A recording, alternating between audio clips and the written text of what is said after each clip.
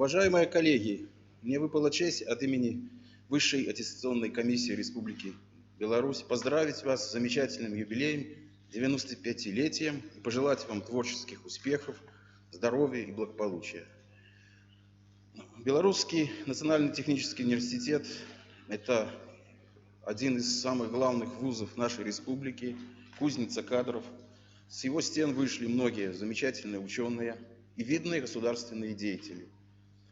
В настоящее время в БНТУ трудится 2200 примерно профессор-преподавательского человек, то есть состава.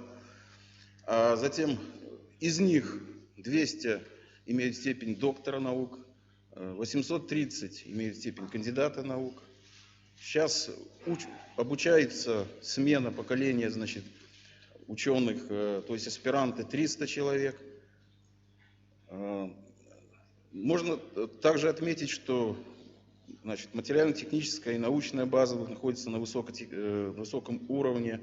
Издается 5 журналов, которые отмечаются Высшей аттестационной комиссией. Из таких вот показателей я бы хотел еще отметить, что с 2011 по 2015 год было защищено 114 диссертаций, из них 15 докторских диссертаций, то есть значимые показатели. Вместе с тем, несмотря на очевидные успехи, хотелось бы отметить, что мы живем в непростое время. Конкуренция не только в экономике, но также и в научной сфере.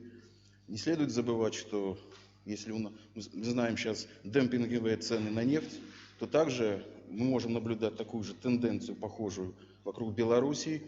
В области образования, о том, что, вы знаете, очень хорошие условия создаются даже с стипендиями в соседних странах, Польше, Литве. И это вызывает, естественно, соблазн многих выпускников средних учреждений уже поехать учиться там. В этой связи, в условиях непростых такой ситуации, необходимо дальше наращивать научный потенциал вуза, повышать качество и уровень образования и готовить кадры высшей квалификации. Но выслушав сегодня программную речь Бориса Михайловича, я абсолютно уверен, что все у вас получится. И я желаю университету, работникам, студентам всяческих успехов в учебе, в науке и здоровья, прежде всего. С праздником вас!